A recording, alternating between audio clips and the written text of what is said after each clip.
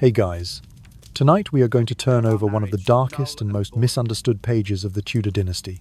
You've heard of Catherine Howard, the fifth wife of King Henry VIII, haven't you? History books often paint the picture of an impulsive, foolish young girl, a queen who cuckolded the king and paved her own way to the scaffold.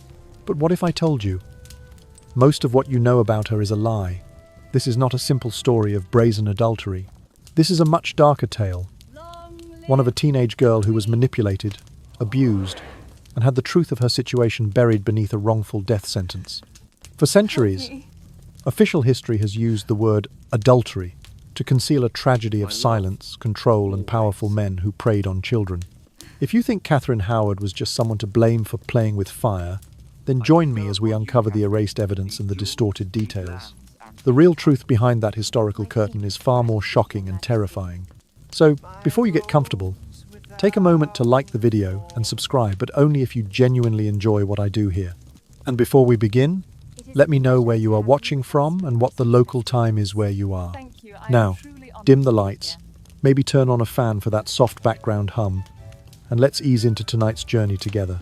Catherine Howard was born around the year 1524 into one of England's most powerful families, yet into a lesser-known branch that did not enjoy the same glory as its more prominent members. Her father, Edmund Howard, was the family's youngest son and never inherited any significant estate, leaving him perpetually in penury. Her mother, Joyce Culpeper, died when Catherine was far too young to retain even a single memory of her face. Within the Howard household, there were 9 children in total. Catherine was the youngest, the baby of the brood.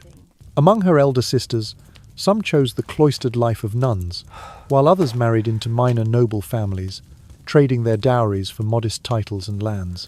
From as early as age 5, orphaned of her mother, Catherine was sent to the so-called finishing school of the Dowager Duchess of Norfolk, Agnes Tilney, at Chesworth Manor.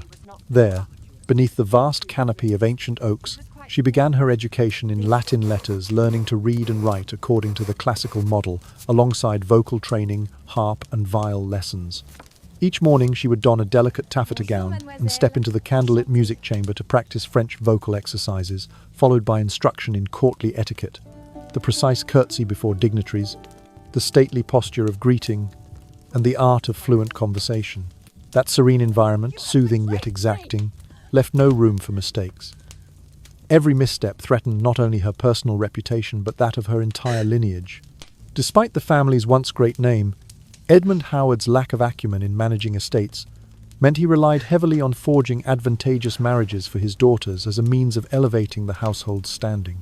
One by one, Catherine's older sisters were wed to minor nobles, their modest marriage portions exchanged for social capital and a measure of security. Catherine herself, slight of frame and round of face, possessed no vast inheritance.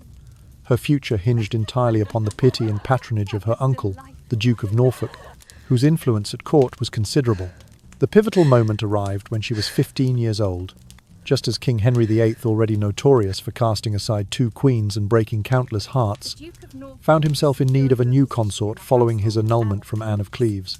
Seizing the opportunity to strengthen family ties with the Tudor dynasty, the Duke of Norfolk brought Catherine from Chesworth Manor to serve in the household of the Queen Designate, Anne of Cleves. The palace at Oatlands, with its gleaming marble halls and tapestries of crimson and gold, must have seemed both wondrous and daunting to the timid teenager, garbed in silken sleeves and a jewelled girdle. Word of the rose without a thorn, as she was soon whispered about, quickly reached the king's ears. Henry, weary of political matches that left him cold, became enchanted by Catherine's youth and innocence. Her thin taffeta gown shimmered against the damask wall coverings. Her shy smile softened even the stoniest courtier's countenance. Remarkably, within 16 days of formally annulling his marriage to Anne on the 28th of July in 1540, the king summoned Catherine to his side and proclaimed her his new queen, placing on her head a crown heavy with the weight of ambition and peril. Yet behind that dazzling elevation lay months of tension and fear. Though she now bore the title of Queen Consort to Henry VIII, Catherine carried with her the memory of a mother she never truly knew, the echo of that single reprimand in the music room when she was 12 years old, and the lingering dread of having lost control over her own body. Entering the palace, she was not simply a crowned figurehead but a vulnerable girl of not yet 16 summers, thrust into a world where every whisper could spell fortune or ruin. In this first chapter, we glimpse only the opening of her tale. From the oak-shaded halls of the Duchess of Norfolk to the hungry gaze of Henry VIII. From the anxious care for her family's honour to the decisive step onto the perilous stage of Tudor court life. Ahead of Catherine lay an uncertain expanse, and even her brightest dreams would be tinged with the dark promise of sleepless nights before the most dangerous throne in Europe. In the month of March 1539, when she was about 15 years old, Catherine Howard was placed into the household service of Anne of Cleves, the woman who was to become the king's fourth queen. It was her uncle, Thomas Howard, the second Duke of Norfolk, who arranged her transfer from Chesworth Manor to the royal court. In Catherine's mind, this sudden elevation promised security and prestige after all. She would be among ladies of high rank and under the protection of the Queen herself. Yet what seemed a sanctuary soon revealed itself as another gilded snare. That same year, in December of 1539, Catherine met King Henry VIII for the first time at Oatlands Palace. She was still only 15. He was 48, nearly old enough to be her grandfather. Nonetheless, in the candlelit great hall, she carried herself with a gentle poise that caught his attention. The shy curvature of her smile and the bright luster of her eyes spoke of youth and innocence, qualities that Henry had found wanting in his previous bride. Already wearied by political alliances made and undone, he was entranced by Catherine's fresh vitality, so different from the dour temperament he had encountered in Anne of Cleves. Anne of Cleves had quickly fallen from Henry's favour. The king famously referred to her as "that Flanders mare" and recoiled at her touch, declaring their marriage an utter disaster. In contrast, Catherine embodied everything that Anne was not. She was English by birth, English by tongue, and innocent as newly fallen snow. Duke Norfolk watched his niece's star rise at court with satisfaction, seeing in her a valuable political pawn and a means to secure his family's influence. He never imagined, however, that the price Catherine might pay for this alliance would be so dire. By the 12th day of July, in the year 1540, Henry formally annulled his marriage to Anne of Cleves. Then, on the 28th day of the same month, he wed Catherine at Oatlands. That very day also witnessed the fall of Thomas Cromwell, once the king's chief minister and the architect of the Cleves match, who was beheaded on Tower Hill.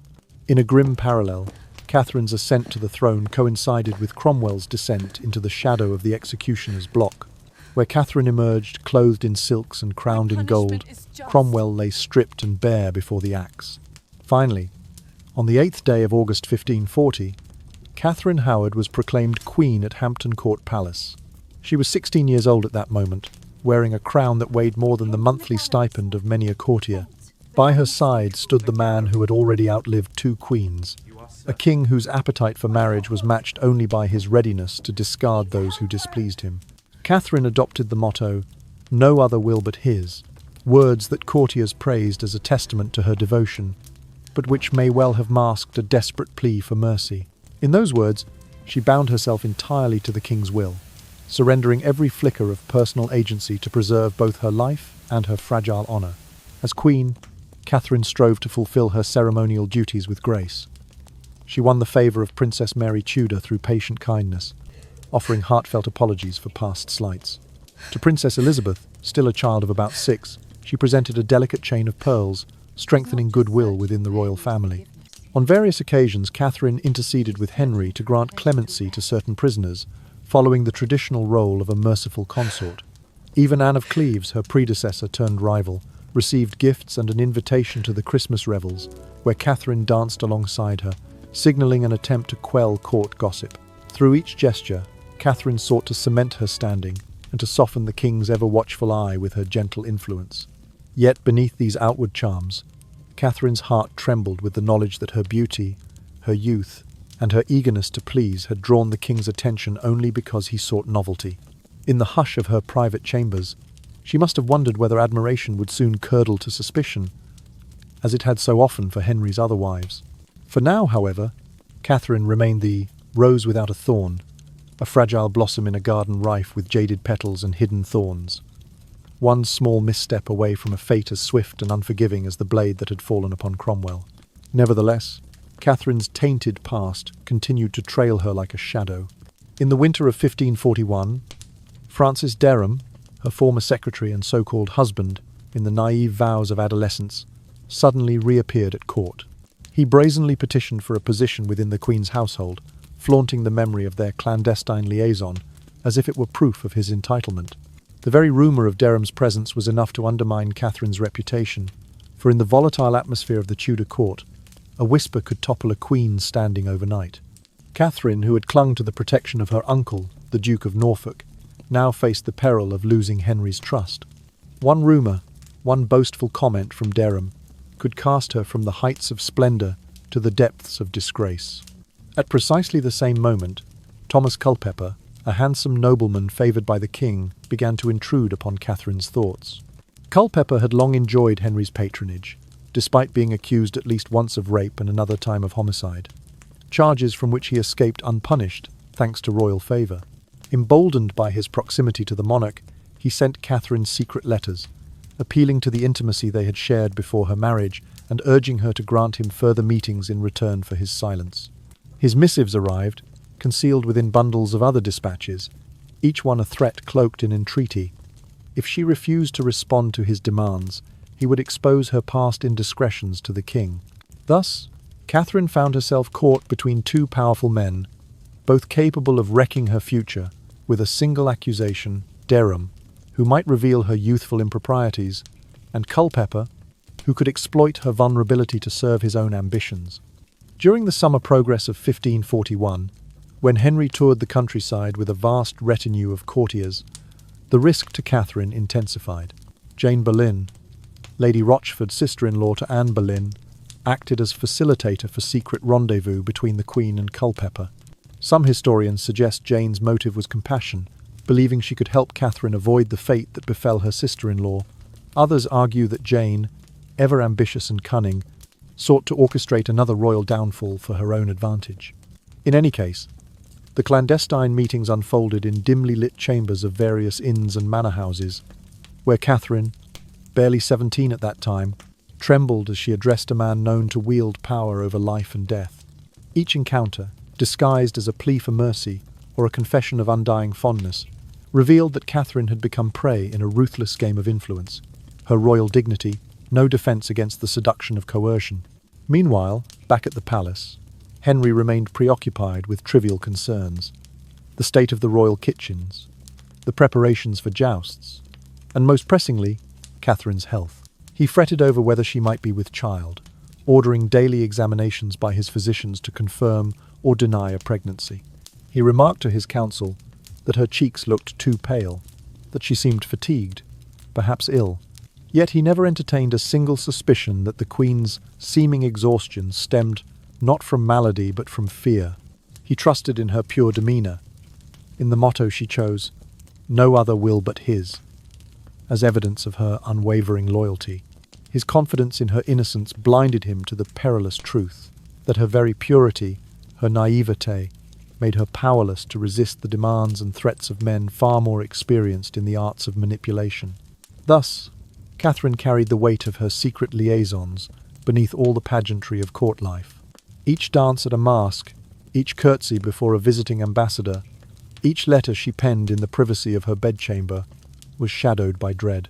She feared both the treacherous tongue of Derham and the relentless passion of Culpeper, neither of which she dared to confront directly. Her days as queen were measured not by the splendour of her coronation, but by the thin line she tread between honour and ruin. And all the while, Henry, lost in his anxieties about her physical well-being, remained oblivious to the tinderbox smouldering at the heart of his marriage.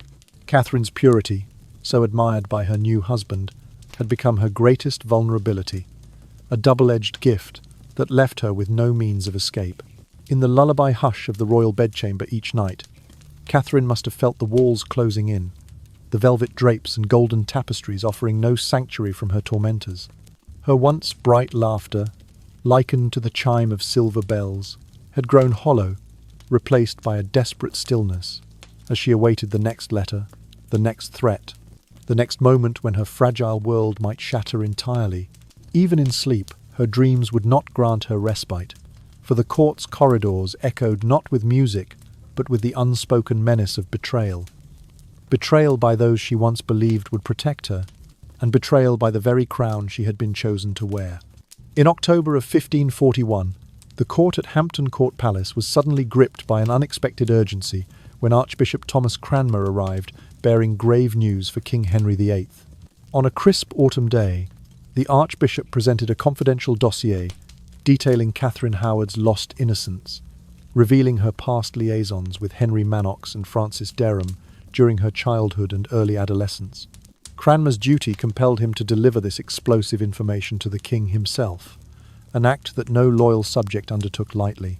He left behind a sealed memorandum in Henry's private chapel on the 2nd day of November, the 2nd of November 1541, where only the king and his most trusted advisers might glimpse its contents. Upon reading Cranmer's report, Henry's world was plunged into disquieting doubt.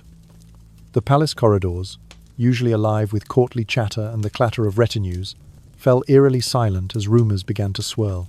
What had seemed a blissful, if politically savvy, marriage now appeared built on a foundation of concealed indiscretions.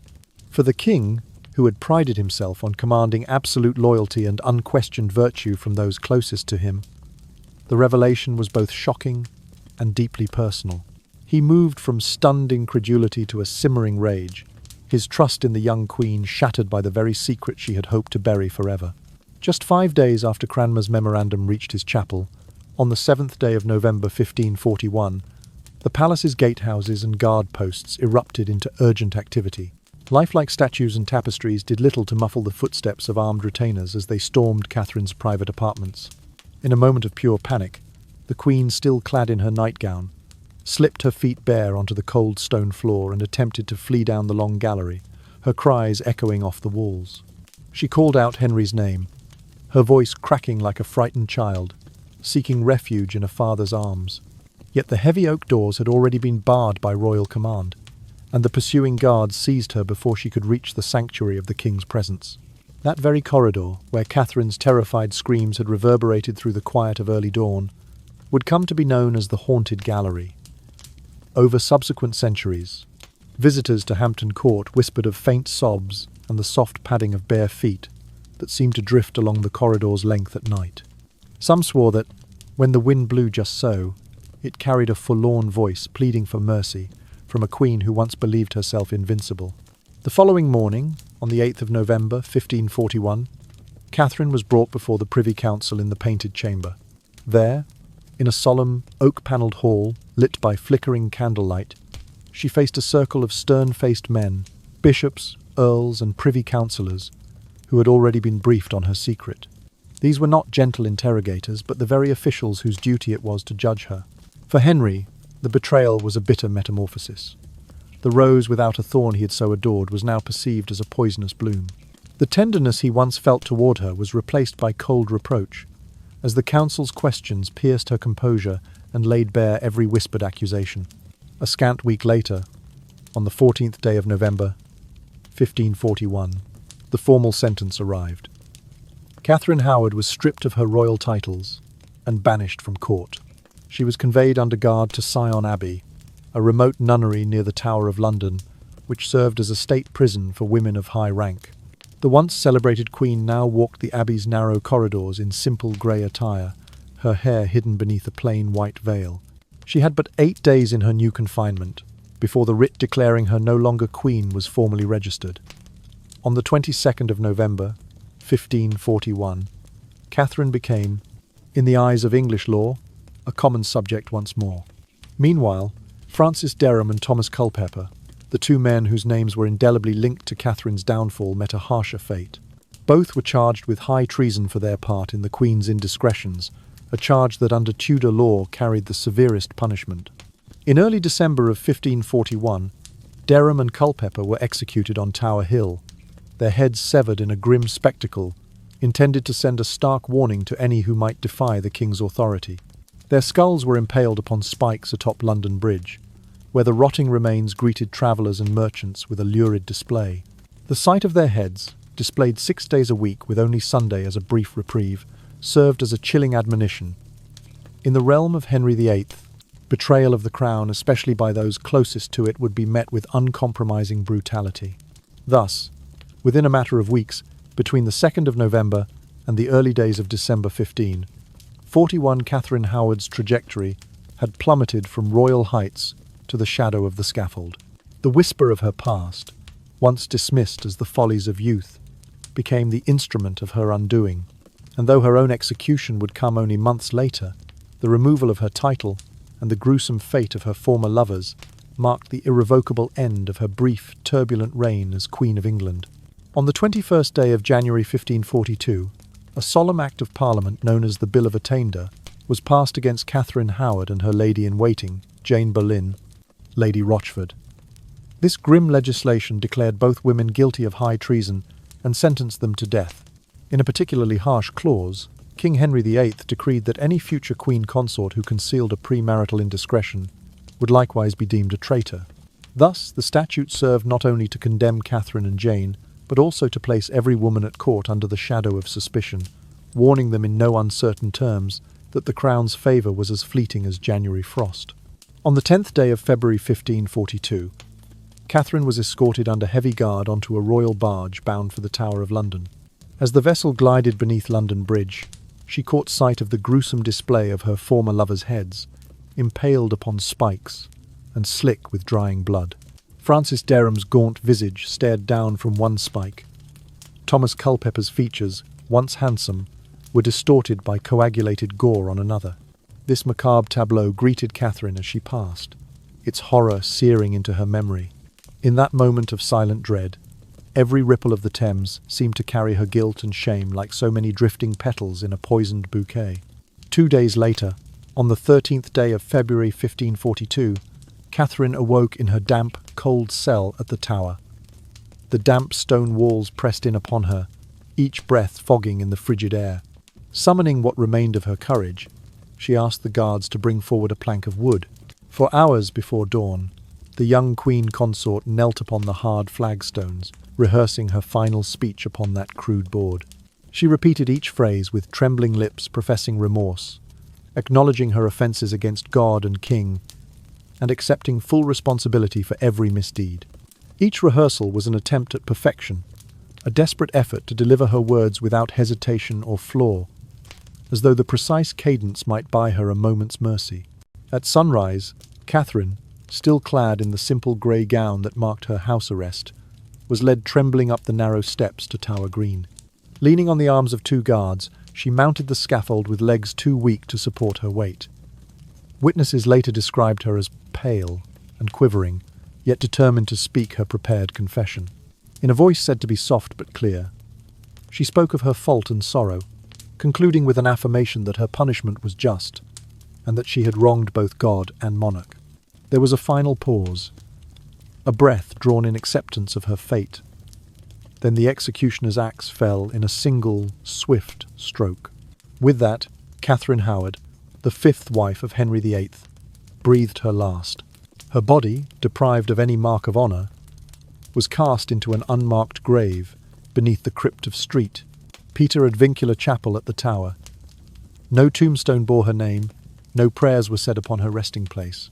The silent pit received her remains as unceremoniously as any common criminal, a final indignity for one who had once worn a queen's crown. Centuries have passed since that freezing morning, yet legend holds that Catherine's spirit lingers still in the corridors of Hampton Court.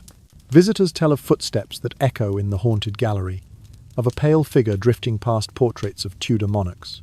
Some swear they hear a lament on the wind, a soft plea for a stone to bear her name, a marker to prove that Catherine Howard existed beyond the cruel writ of attainder. In these tales, her restless ghost seeks final rest, yearning at last for the grace of remembrance that eluded her in life.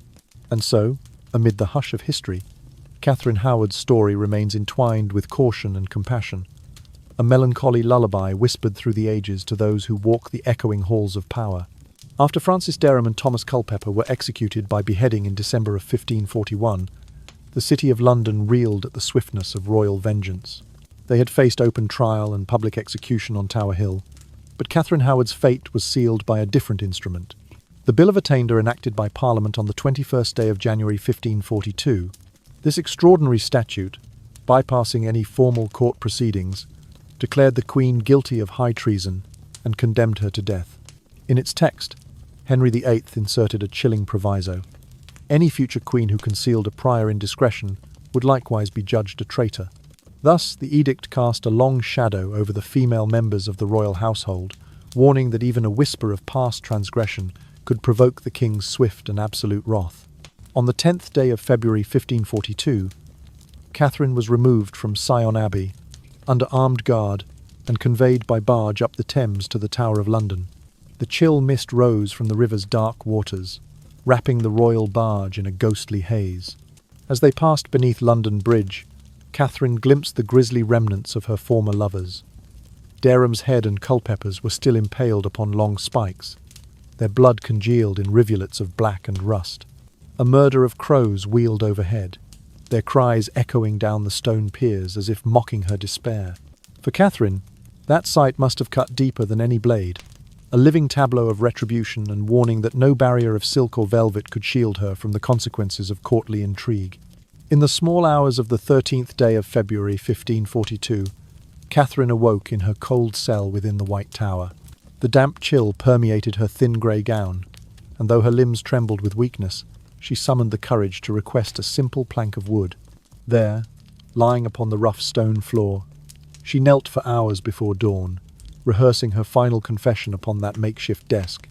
Each phrase acknowledging her failings, expressing contrition to God, accepting responsibility for her deeds, was uttered with such solemn deliberation that the muffled echoes seemed to stir the sleeping guards. In that silent vigil, Catherine displayed the last vestige of her dignity.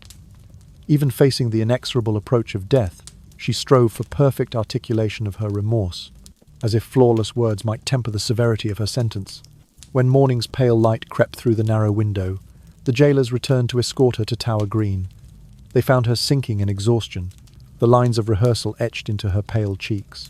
With stern pity, they supported her shaking frame as she climbed the scaffold steps. Witnesses later recounted how her voice wavered, yet remained resolute as she spoke her prepared words, admitting her transgressions anew and beseeching divine mercy. The crowd, hushed in the chill air, watched as the timber platform carried the fallen queen, once adorned with silken gowns and sparkling jewels, into a final, sober encounter with justice. At the stroke of 9 in the morning, the executioner stepped forward. Catherine knelt upon the block, her head bowed and hands clasped. A hush fell over the assembled crowd, broken only by the distant toll of the tower bell. In a single swift movement, the axe fell, severing her life in an instant. A collective gasp rose from onlookers.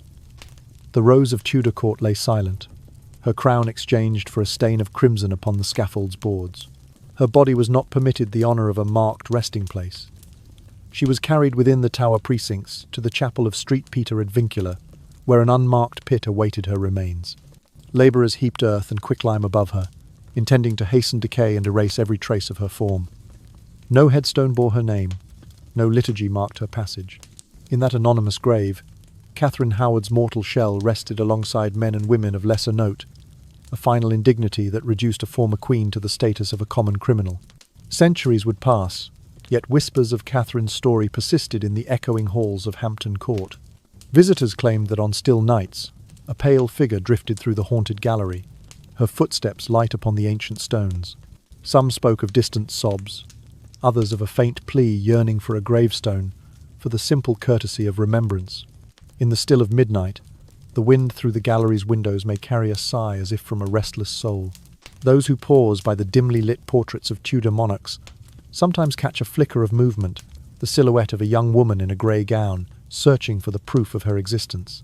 Long after the crowns and speakerships of kings have faded, Catherine Howard's spectre remains a poignant reminder that even those who wear the highest honours can be cast into oblivion by a single misstep, and that the truest measure of mercy lies not in the strength of a ruler's hand but in the grace of memory. In the decades following the extensive restoration of St. Peter ad Vincula Chapel in the 19th century, workmen uncovered a grisly secret beneath its newly laid floor tiles. As they chipped away at the old mortar and lime, they found fragments of human bones scattered across the crypt. Estimates suggest that up to 90 individuals had been interred there over the centuries, including those executed at the Tower for treason and other capital crimes. Among these remains may have lain the bones of Catherine Howard, once Queen of England, but the application of quicklime during earlier periods of demolition and repair had accelerated the decomposition process. As a result, no identifiable skeleton could be attributed to her. Her physical identity, once marked by a crown and royal garments, was effectively erased from the material record. Today, the very chapel floor under which Catherine may rest is covered by modern paving stones, each step a silent reminder of the countless lives, royal and common, that ended in that subterranean space. Visitors to the tower often remark on the unmarked simplicity of street, Peter Advincula, contrasting sharply with the grandeur of the chapel above. Here, in the quiet hush that falls between the dimly lit pews, one can almost imagine the faint outlines of names, long since lost to history. A few paces away, the corridor known as the Haunted Gallery preserves an altogether different kind of memory. This long passageway, once the site of Catherine's desperate flight and anguished screams, carries an atmosphere as chill as the stones themselves. In 1999, security cameras installed for modern surveillance captured a fleeting figure, a young woman dressed in Tudor-era attire that resembled a schoolgirl's tunic. The ghostly apparition darted across the gallery frame before evaporating into the shadows. 3 years later, in 2003, a group of tourists reported seeing a pale figure clawing at the wooden door near the chapel entrance, her hands scratching the panels as though begging for release. Their accounts were recorded in the tower's visitor logs, each description tinged with a combination of fear and fascination. Night shifts at the tower's museum bring their own ledger of unexplained phenomena. After closing hours, docents and guards sometimes hear the unmistakable sound of soft footsteps echoing along the haunted gallery. Accompanying these steps, some claim, is a plaintive voice calling, "My lord, have mercy," its tone a plaintive echo of a plea for royal pardon. While skeptics suggest these sounds arise from shifting air currents or the settling of iron door frames, the legend of Catherine's restless spirit continues to draw hundreds of thousands of visitors each year. Haunted tours routinely pause at the gallery's midpoint, where guides recount the Queen's final flight and the sorrow that echoed through the empty corridor. A collective shiver often passes through the assembled crowd, heightening the sense that history has not quite released its hold. In 1982, renowned historian Anne Somerset published Elizabeth I, a comprehensive study of the Tudor era where she described Catherine Howard as the tragic emblem of a young woman destroyed by her own title and innocence. Somerset's words underscored the paradox at the heart of Catherine's downfall, that the very qualities which made her appealing to Henry VIII also rendered her powerless within a court defined by suspicion and brutality. Somerset's poignant assessment sparked renewed interest in Catherine's fate, leading to scholarly debates that echoed through archaeological circles. Some experts have advocated for a controlled excavation of the chapel's crypt, arguing that advances in forensic anthropology might one day isolate Catherine's remains from among the 90 or so interred bodies. They propose constructing a proper memorial within St. Peter Advincula Chapel, a modest monument bearing her name and the dates of her brief life from 1524 to 1542 so that future generations might honour her memory. Yet, despite these proposals and the passage of more than 160 years since the 19th century renovations, no formal project has commenced. The chapel floor remains unbroken, its secrets sealed beneath layers of stone and mortar. It seems as though Catherine's legacy, like her physical remains, lies buried under the weight of lingering quicklime and institutional inertia. Still, the story is far from forgotten. Each winter, when the Thames mist infiltrates the tower grounds and the gas lamps flicker in the early dusk, the air around the haunted gallery seems to thicken. Tourists drawn to the history of the Tudor queens linger a moment longer in the chapel vestibule, compelled by the stories of bone fragments and spectral sightings. They peer down the dim passage, half expecting to catch a glimpse of the fallen rose in grey, hunting for a marker to confirm her existence. In the hush that follows closing time, with the tower's ancient walls bathed in moonlight, some say you can still hear a whisper upon the cold wind, a wistful hope for a name inscribed upon stone, for a grave marked with dignity, for the final courtesy of remembrance. Catherine's ghost, it is whispered, has never ceased her search for rest, seeking one small kindness that even a king's decree could never deny, the right to be remembered. In the past decade, a wave of feminist scholarship and historical psychology has led to a profound reappraisal of Catherine Howard's life and downfall. Rather than viewing her simply as a wayward wife who betrayed her king, many modern historians now see her as a victim of grooming and abuse. They emphasize that two older, powerful men, Henry Manox and Francis Dereham, had exploited her youth and vulnerability long before she ever met King Henry VIII. By contrast, Catherine herself was held entirely to blame, illustrating the deeply entrenched gender bias in Tudor-era narratives. In this new light, she is not a voluntary traitor, but rather a teenage girl coerced between the rival authorities of the Howard family and the Tudor court. A series of articles published in Gender and History in 2018 laid out a compelling critique of the Bill of Attainder used to condemn Catherine. Scholars pointed out that this extraordinary act of Parliament bypassed any right to a public defence. Whereas Culpeper and Dereham faced open trial for high treason, Catherine was punished under a statute more appropriate to charges of adultery, an offence historically applied only to women. This dual standard highlights the harsh double bind facing Tudor women. The same action by a man merited the death penalty as treason, while a woman's sin was denounced as both moral and political failure. By publicly shaming Catherine and setting her fate by decree, the Crown weaponized misogyny, ensuring that any woman at court who erred would be made an example. Recent academic conferences have delved deeply into Catherine's private letters, painstakingly preserved in the State Papers of England. When these personal documents are read in context, certain lines take on new significance. For instance, in a letter to Thomas Culpeper, Catherine wrote, "I die 1,000 deaths," a phrase long interpreted as a flourish of romantic passion. However, historians now argue that these words more likely reflect her terror at being pursued and threatened, rather than any genuine erotic devotion. Similarly, her final correspondence to Jane Boleyn, Lady Rochford, reveals not a confident plea for clandestine love, but a desperate attempt to negotiate a path to safety. Catherine's repeated efforts to elicit help from Jane suggest she sought escape from a tightening noose, underscoring her role as prey rather than predator. Concurrently, contemporary artists and writers have drawn inspiration from Catherine's tragic story, producing plays, novels, and visual works that emphasize her agency and suffering. One notable example is the stage drama The White Rose of Hampton Court, first performed in 2020.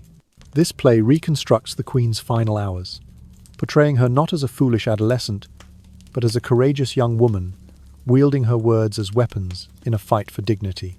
Audiences watch Catherine kneel before her makeshift desk, rehearsing her valedictory speech, each line delivered with growing resolve. The drama's poignant depiction of her isolation, no royal advisors, no sympathetic ear, echoes the modern reassessment. Catherine was not culpable in the sense of a willing conspirator, but rather a figure caught in a maelstrom of power dynamics that left her no safe harbour. This artistic and scholarly renaissance has also prompted renewed interest in memorialization. Some literary critics have argued that Catherine's portrayal as a white rose signifies her purity under siege, recalling the emblem of the Yorkist cause, even as she served a Tudor king. Others note that her narrative resonates with 21st century dialogues about consent, autonomy, and the exploitation of minors, drawing a direct line between past and present. In workshops and seminars, participants discuss how Catherine's story parallels modern understandings of grooming, that abusers manipulate trust, exploit power imbalances, and shift blame onto their victims. Moreover, Catherine's plight has become a focal point for discussions of restorative justice in academic circles. Debates have emerged about whether a formal apology or symbolic memorial might offer some measure of redress. While a plaque in the Tower's chapel acknowledges her name, many contend that a more prominent monument, perhaps in the grounds of Hampton Court Palace, could serve as a tangible testament to her ordeal and survival. Such a memorial, proponents argue, would counteract the centuries-long erasure of her identity and affirm her humanity beyond Tudor propaganda. Yet, the most enduring legacy of this recent reappraisal is perhaps the way it reframes Catherine Howard's voice. No longer merely an object of royal whimsy or scandalous anecdote, she emerges as a tragic figure whose words, her letters, speeches, and even her final confession bear witness to her struggle. By listening anew to those fragile, carefully composed sentences, we gain insight into a teenager's terror and resilience. In the hush of late-night study rooms and the quiet corners of libraries, Scholars and students trace the arc of her life not as a cautionary tale about female virtue, but as a reminder of what can happen when power goes unchecked. In this era of renewed attention to voices once silenced by history, Catherine Howard stands among those whose stories demand a second hearing. Through feminist critique, psychological insight, and creative expression, the narrative of the fifth wife of Henry VIII has transformed from a footnote of royal scandal into a symbol of resistance against systems that exploit and erase. And as each new article, performance, or memorial proposal takes shape, it carries forward the hope that Catherine's legacy will endure not merely as a spectre in the haunted gallery, but as a living call to recognize and protect the vulnerable souls who walk, or once walked, among us. Haunting reverberations from Catherine Howard's downfall extended far beyond her personal tragedy, sparking a broader debate over the absolute authority of Henry VIII. In the wake of Catherine's execution, Henry moved to codify his response in royal legislation. A new clause was inserted into the Marriage Act of 1542, stipulating that any future queen consort who concealed a premarital indiscretion would be deemed guilty of high treason. This harsh amendment transformed royal marriages into instruments of total surveillance over women's private lives. Henceforth, any prospective queen knew that her past, however distant, would be scrutinized and could cost her life. Marriages at court, once alliances of power and diplomacy, became exercises in perpetual oversight, as though every gown and jewelled pendant must be justified under the glaring scrutiny of Tudor law. In the year 1543, Henry wedded his sixth wife, Catherine Parr, choosing her from among several noble hopefuls. Unlike her predecessor, Catherine Parr understood the perilous lessons of courtly favour. She artfully maintained distance between herself and any hint of romantic scandal, cultivating a reputation for erudition and piety rather than physical allure. Having survived her own precarious upbringing, she emphasized scripture and scholarly debate over flirtation, engaging Henry in theological discussions that appealed to his enduring vanity and self-image as defender of faith. Where Catherine Howard had been enthralled by the king's attention, Catherine Parr sought to enthrall his mind. By presenting herself as more innocent than a maid yet grown, Parr set a new standard. A queen consort must project an air of untouchable virtue, even surpassing the traditional concept of maidenly chastity, in order to preserve her life and status at court. Catherine Howard's case also left its mark on the Tudor judicial system. The use of bills of attainder surged in the 1540s, applied not only to nobles but also to commoners, accused of various forms of disloyalty. These parliamentary decrees bypassed standard legal procedures: no jury, no public defence, no judicial trial relying solely on the king's prerogative. The result was a doctrine of ambiguous crimes. As long as royal command affirmed an offence, the accused could be stripped of liberty and life with a single stroke of legislative ink. From 1541 through 1546, historians tally more than 30 bills of attainder enacted under Henry's reign, each reinforcing the message that absolute obedience was the only safeguard against arbitrary execution. In this climate of uncertainty, even a fleeting rumour could become the basis for a death sentence. Amid these sweeping changes, Catherine Howard stands out as perhaps the most tragic exemplar of Tudor power's excess. She embodied the perilous combination of youthful trust in sovereign mercy and the presumed right of royalty to demand transparency from women alone. Her story reveals the cruel irony that the very innocence admired by Henry VIII became the pretext for her undoing. While her bright demeanour once captivated the court, her past indiscretions, fostered by men who wielded authority, were weaponized to frame her as a traitor. She was punished not just for her actions, but for being a vessel upon which rival powers could project their anxieties about lineage, loyalty, and female agency. In the dim corridors of Hampton Court and the echoing galleries of the Tower, Catherine's memory persists as a cautionary lullaby. Her life and death encapsulate the Tudor paradox. Under a monarch who fancied himself both a lover and a judge, a queen's purest virtues could become her greatest vulnerabilities. She was the girl who dared to smile at the king, and in that smile found both her briefest triumph and her final downfall. In the hushed hush that follows the court's revelries, one might still hear a faint whisper of her lament, a reminder that absolute power, wielded without mercy or recourse, leaves no room for innocence to survive. In the year 2025, exactly 5 centuries after Catherine Howard took her final breath, Her story resonates not only in the pages of history books but also within modern forums, advocating for women's rights and against abuse of power. Across the United Kingdom and beyond, women's organisations have rallied to erect an official memorial at the Tower of London, invoking Catherine's memory as a powerful emblem of a minor adolescent woman who was crushed by male authority and entrenched prejudices. Petitions have gathered tens of thousands of signatures online, while local councils have debated proposals for a modest plaque near the Chapel of Street. Peter Advincula, inscribed with Catherine's name and the dates of her birth and death, 1524 to 1542, so that passers-by might pause and reflect upon her tragic plight. Journalist Emma Harrison, writing for the London Observer in March of 2025, observed, "Catherine Howard was far more than a queen silenced too soon. She stands as an eternal warning about the abuse of power, the shaming of victims, and the systematic denial of women's fundamental human rights." Harrison's commentary has been shared widely on social media platforms, sparking conversations about how many other young women through the ages have had their voices extinguished, buried under layers of lime and legal decree, never to be granted even the courtesy of a marked grave. Harrison's words serve as a reminder that historical injustice reverberates through the present, inviting each generation to confront the mechanisms of oppression that once felled a teenager reaching for protection beneath a crown.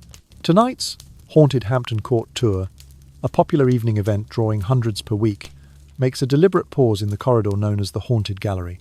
Guides, their lanterns held low, ask visitors to close their eyes and imagine Catherine's desperate footsteps echoing along the cold stones, her panicked cries for mercy bouncing off the walls. "Here," they whisper, "was the path she ran in the early hours of the 8th of November 1541, fleeing from guards who came to arrest her. Picture a fleeting figure in a grey nightgown, pressed against your shoulder, seeking refuge that never came." The tourists shiver involuntarily as the air grows chill, and more than a few recite softly, "My Lord, have mercy," as though they have borrowed Catherine's own voice. In this retelling, the young queen becomes a living presence once more, a sweet poison, as one guide describes, because the allure of royal favour turned fatal. She runs, unseen yet felt in the recesses of memory, still awaiting an apology from Henry VIII, a king long since dust and a headstone bearing her name. Many who walk the gallery at dusk claim to sense a sorrowful turn of the head or an invisible hand brushing theirs in fleeting contact. Whether these sensations arise from the stones themselves or from the collective power of imagination, they serve to keep Catherine's spirit alive in the minds of those who listen. Though Catherine Howard never reached her 18th birthday, her life has endured as a whispered testament across centuries. Her brief tenure as queen, and her ignominious end, remind us that the act of bearing witness of recounting her story, with exactness and empathy, possesses the power to awaken justice that has long slumbered. For every petition filed, every lantern lit in the gallery, every article published, we restore a fragment of Catherine's erased identity. In doing so, we affirm that memory itself is a form of reparation, more potent than any legislative decree. Ultimately, Catherine Howard's legacy offers a lullaby of hard-won insight, that when we reclaim the name of someone who was cast into oblivion, we enact the truest form of compassion. And only by granting her the dignity of remembrance, by affirming the unconditional right to life and to be heard, can we learn the authentic lessons she urgently sought to impart, that empathy, accountability, and respect for every human being transcend the brittle trappings of power and privilege. As the last lantern's glow fades in the haunted gallery, her echo remains, urging us to make space in our hearts for those whose stories were once denied, and to offer them, at last, the final courtesy of a name restored to history. Immediately following the tragic death of Catherine Howard on the 13th day of February 1542, the courts of Europe were shaken by the severity of Henry VIII's retribution. News of the Queen's execution spread swiftly across diplomatic channels. Ambassadors in London dispatched urgent dispatches to their home governments, describing how a king could summon the head of the woman he had once loved to the scaffold within a matter of months. In Paris, the French ambassador noted not only the sorrow of losing Henry's fifth wife, but also the pervasive fear that had settled among the English nobility. Courtiers in London found themselves speaking in hushed tones, wary that a careless remark might draw unwelcome attention. No corner of courtly life seemed immune from anxious glances and muffled conversations, as though the memory of Catherine's fate hung over every banquet table and audience chamber. Within England itself, the atmosphere grew palpably tense. Ladies-in-waiting, guards and senior officials found their every action subject to stricter scrutiny. The Bill of Attainder that condemned Catherine had set a precedent. No trial, no public hearing, only a royal edict required to pronounce guilt and sentence. As the decade of the 1540s unfolded, Parliament passed more than 30 of these attainder statutes, making them a routine tool for eliminating real or perceived threats. Commoners and dukes alike learned that any improper liaison, even rumoured, could result in sudden arrest and forfeiture of property. For those who once dreamed of catching the king's favour or rising by royal marriage, Catherine's downfall served as a grim lesson. A single misstep, a stray whisper of past impropriety, might lead to the scaffold as swiftly as it had done for the fallen queen. Henry himself, though outwardly satisfied with the dispensation of justice, became increasingly obsessed with the purity of his remaining consort, Catherine Parr. Every sunrise brought fresh memoranda delivered in ciphered letters, detailing rumours of indiscretion among the courtiers. He erected private tents where physicians conducted intimate examinations of the queen, ensuring either her pregnancy or her continued virginity. A secret corps of informants was dispatched through the palace's hidden passages to collect hearsay and petty scandal. What had once been a matter of affection and alliance transformed into a terrifying crusade for royal chastity. In this chilling environment, any woman who aroused suspicion, no matter how tangentially, risked becoming prey in Henry's relentless hunt for betrayal. The Howard family, long celebrated for its dukes and earls, suffered grievously in the aftermath. Several prominent Howards were stripped of their offices. Some were imprisoned in the Tower, while others fled into exile to avoid disgrace. The once celebrated lineage, which had furnished generations of military commanders and councillors, found its reputation tarnished by association with a queen who had lost not only her head, but also her family's favour. It was not until the final years of Elizabeth I's reign, some 60 years after Catherine's downfall, that the Howard name began to regain its former standing. Nonetheless, the stain of "the wife who lost her head" remained a cautionary epithet, whispered among descendants and servants alike, a reminder that even a storied house could fall under the weight of scandal. Beyond the noble echelons, Catherine's fate reverberated through London's taverns and alleyways. Street corner raconteurs spun brief ballads about the gentle princess, betrayed by a monarch's whims, printed on cheap broadsheets sold along the banks of the Thames. Patrons of the notorious Mermaid Tavern would solemnly toast her memory. Some claimed that even the city's homeless wept for Catherine, moved by the cruelty of her end. Folk musicians composed sombre ballads, recounting her midnight flight through candlelit galleries, their mournful refrains illustrating how a queen's final footsteps had echoed off stone walls, haunting observers for generations. These oral traditions, impartial to royal censorship, passed hand to hand, ensuring that Catherine's story survived in the simple power of song and spoken word. Such events inaugurated what historians now term England's Age of Fear. In the years that followed, any play, poem, or painting depicting court life underwent rigorous review by the Privy Council. Scripts that hinted at royal misconduct were censored or banned outright. Dramatists learned to conceal political commentary beneath allegory or to rely on mythic settings rather than the Tudor court. Ironically, the more official art was suppressed, the more potent became the underground legends. At twilight, when lanterns flickered in deserted theatres, actors would improvise scenes of ghostly queens and silent galleries, thinly veiled nods to Catherine's plight. Audiences, riveted by the blend of historical illusion and supernatural suggestion, left the playhouse with chills playing at the nape of their necks. Through Catherine Howard's death, a chilling precedent was set. Absolute royal authority, unchecked by public trial or appeal, could nullify any woman's autonomy. Her tale of youthful trust betrayed, of ruthless punishment, and of a family's fall from grace became the dark cornerstone of a culture that equated female chastity with political loyalty. In the hush of night, across the silent stones of Hampton Court and the shadowed chambers of the Tower, her memory endures as a lingering testament. In a realm where allegiance was measured by virtue, the cost of a single rumour could be higher than any crown. Over the course of more than 5 centuries, Catherine Howard's story has attracted scholars from diverse disciplines, each reshaping our understanding of her life and fate. In the late 19th century, British historians largely framed Catherine as a political pawn in the power struggles between the Howard family and the Tudor court.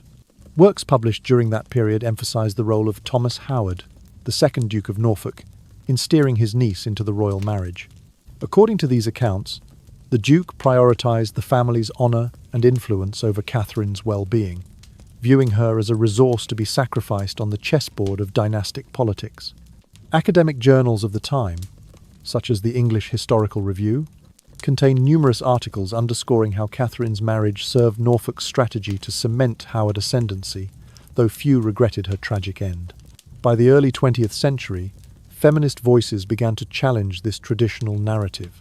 Suffragists and women's rights advocates drew attention to the gendered double standard that condemned Catherine far more harshly than her male counterparts.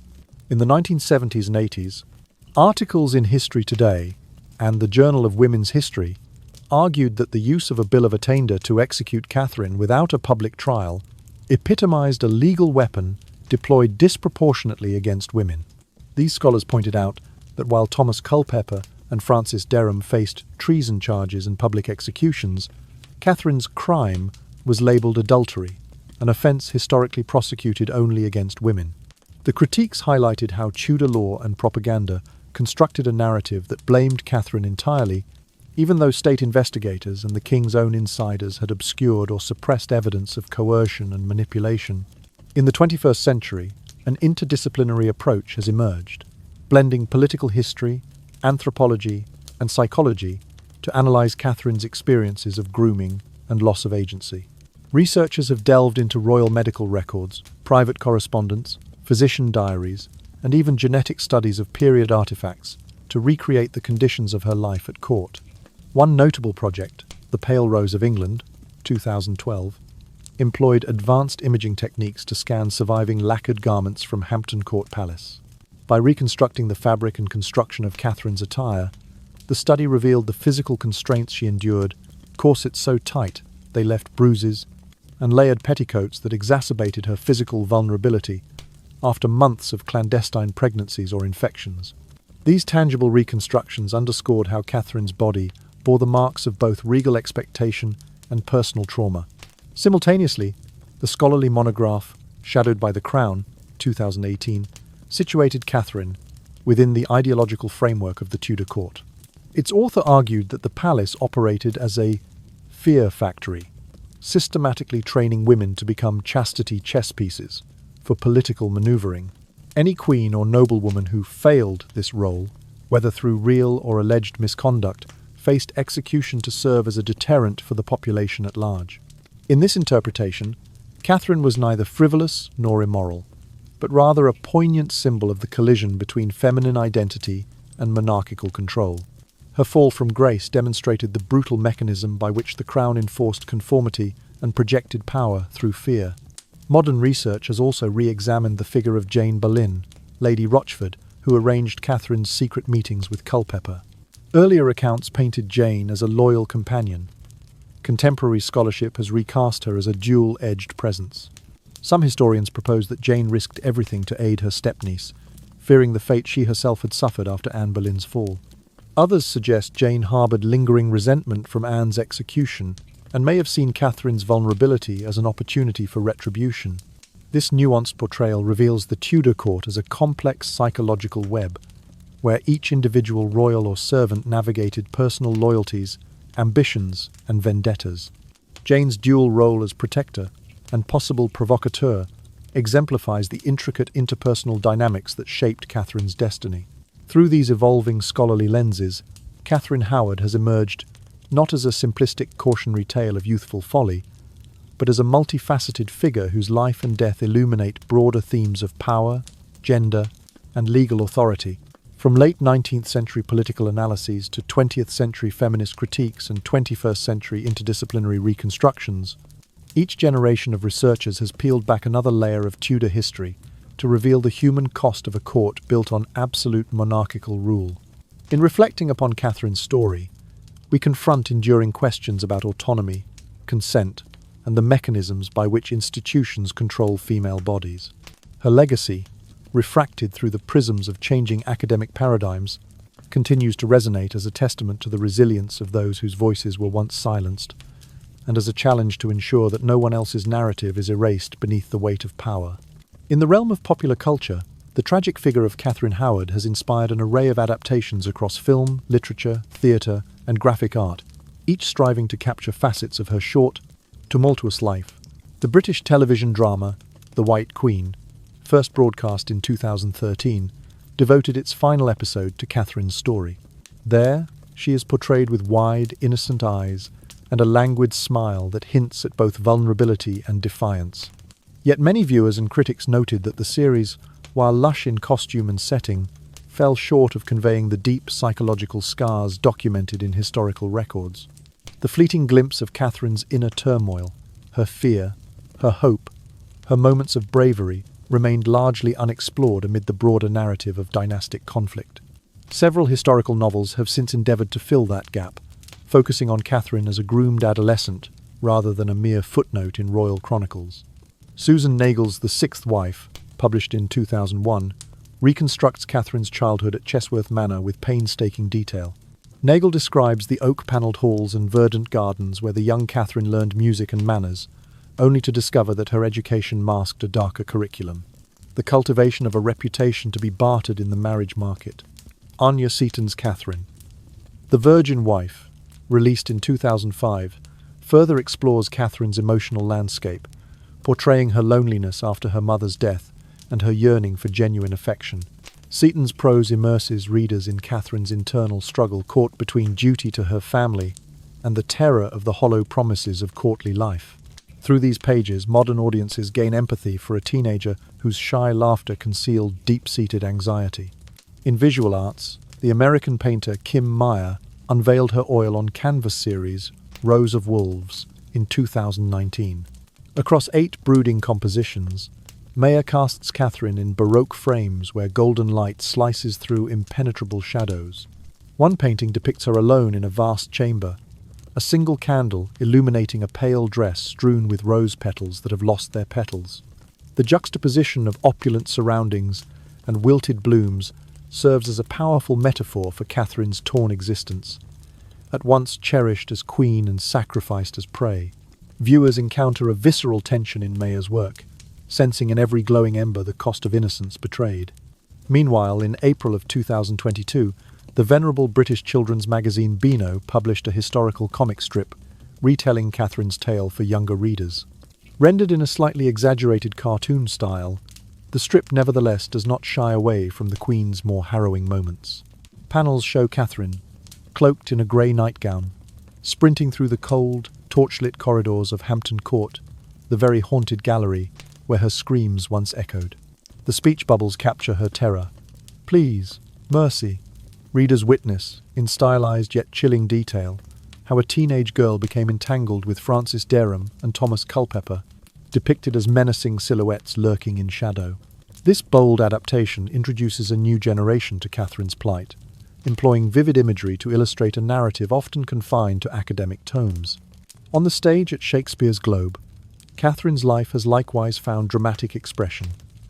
In 2021, the theatre premiered The Broken Crown, a play focusing on the Queen's final dawn. Under inverted spotlights that cast long, distorted shadows across the wooden floorboards, each step Catherine takes toward the scaffold is imbued with heavy symbolism. The actress carrying the role, the 27-year-old Elizabeth Carr, prepared for the part by studying Tudor posture and dialect, blending fragility with steely resolve. As Carr ascends the scaffold, the audience falls into a reverent hush. When the executioner's axe strikes, a single, resonant echo rings through the open-air theatre.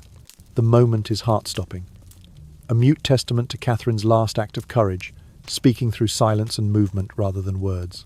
These varied retellings on screen, in print, on canvas, in panels, and on stage, affirm that Catherine Howard's story transcends its 16th century origins. Each medium highlights different dimensions of her experience. The political intrigue of the White Queen, the intimate perspective of historical novels, the symbolic power of Kim Meyer's paintings, the accessible immediacy of Beano's comic, and the emotional gravity of Shakespeare's Globe.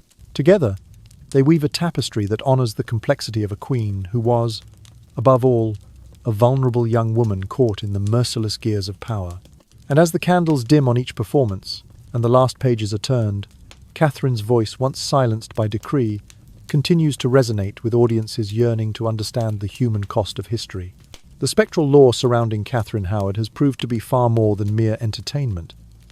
It has become a driving force in attracting visitors to Hampton Court Palace and the Tower of London. Organised nighttime tours emphasise the haunted gallery, the very corridor where Catherine is said to have fled in her grey nightgown, her desperate cries echoing off the cold stone walls.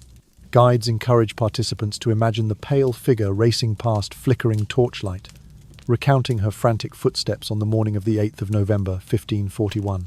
Many attendees later attest to faint whispers, the softest echo of a distant scream, or sudden flickers of light in the darkened passage, lending credence to the tale of a queen who remains unrestful even centuries after her death. Each autumn, the Tower hosts Nightmare Live on Halloween, a live-action reenactment that has grown in popularity since its inception in 2018. Actors recreate Catherine's heart-pounding flight.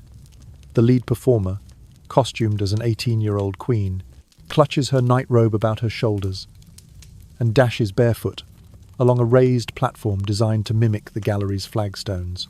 Surround sound speakers play the rapid thud of running footsteps, a chorus of panicked gasps, and the howl of wind through iron-grated windows.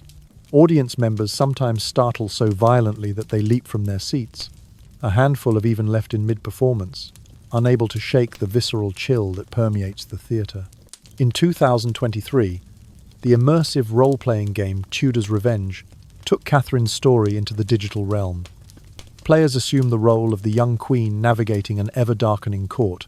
The objective: avoid the predatory advances of Francis Derham and Thomas Culpeper, while gathering scattered documents, secret letters, physicians' notes, and coded missives to clear Catherine's name.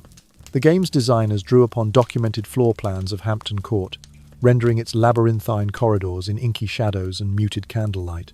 Occasionally, the Emperor's silhouette drifts across a crimson curtain at the screen's edge, accompanied by a low, ominous hum.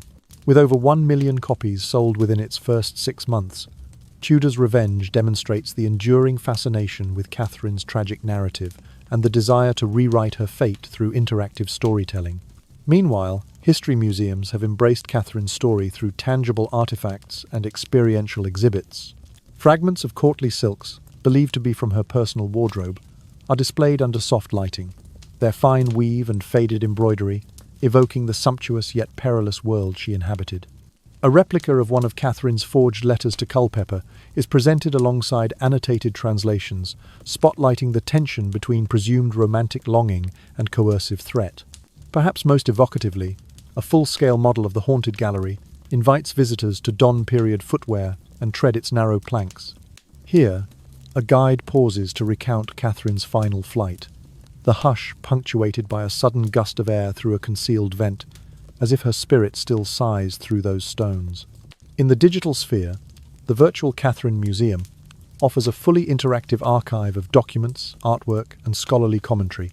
Launched in 2020, the museum's online portal compiles high-resolution scans of Tudor-era manuscripts, detailed renderings of Meyer's Rows of Wolves series, and clips from Globe Theatre productions such as The Broken Crown. Users can explore three-dimensional reconstructions of Hampton Court's opulent chambers, pausing to read primary source annotations about Catherine's daily rituals, her morning devotions, her gown fittings, her private supplications for mercy. This virtual space has registered over 200,000 unique visitors since its debut, testifying to the appetite for accessible, nuanced engagement with Catherine's legacy.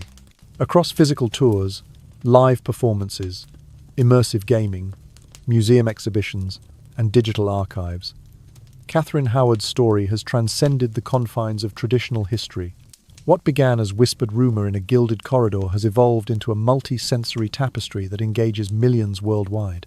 Yet beneath every candle's flicker and every pixel's glow lies the same core narrative: a young woman's desperate struggle for agency, exploited by powerful men, and ultimately silenced by a monarch's decree. In revisiting chambers and screens, in tracing the outlines of her silk bodice or listening for her phantom footsteps, modern audiences partake in an act of collective remembrance. Through these varied mediums, Catherine's voice, once stifled by courtly politics and legal edict, finds resonance anew. Each retelling, whether in whispered tours of shadowy galleries or the digital depths of an online museum, honors the complexity of her experience. And as visitors step into her world barefoot on cold stone, controller in hand, or candlelight dancing across museum walls, they carry forward the story of a queen whose final legacy is not the crown she wore, but the echoes of her footsteps that continue to haunt history's corridors. And so, as we draw the curtains on Catherine Howard's story, let us settle into the quiet comfort of this moment, breathing in the gentleness of a world softened by time. Imagine that final corridor bathed in moonlight, its once sharp angles now mellowed by the hush of centuries. The stones beneath your feet no longer cold but warm, with the passage of countless dreams. There is no urgency here, only the slow exhale of history, inviting you to release whatever worries you carry and to rest in the knowledge that her tale, though steeped in sorrow, has become a beacon for compassion. As the echoes of her footsteps fade into silence, remember that Catherine's journey teaches us the importance of empathy, of honoring those whose voices have been lost to the whirlwind of power. Her life reminds us that every person, no matter how vulnerable or overlooked, deserves to be heard, to be seen, and to be treated with kindness. In the soft glow of this reflection, let go of any final image you might hold of her fear or her flight, and allow instead a vision of peace, a gentle rose unfurling at dawn, petals opening slowly to the promise of understanding and forgiveness. Carry forward the message that emerged from her shadowed halls, that true strength lies not in wielding authority over others, but in offering shelter to the wounded, in choosing mercy over judgment, and in safeguarding the dignity of every soul. In the silence that follows, you may feel the threads of connection stretching from her distant past into your own present, weaving a tapestry of shared humanity that spans centuries and borders. Now, as your eyelids grow heavy and your mind drifts toward the realm of dreams, let the soft rhythm of your breath guide you into a place of calm. If ever you wake to the whisper of fear or uncertainty, recall the gentle admonition of Catherine's legacy, to listen, to remember, and to stand with those who need our care. Sleep well, dear listener. May your dreams be filled with light, with echoes of kindness, and with the gentle assurance that you are never alone in your journey. And if you find yourself stirred by tonight's tale, do join us again. Subscribe to our channel for more whispered stories that soothe the spirit and illuminate the heart. Until next time, good night and sweet dreams.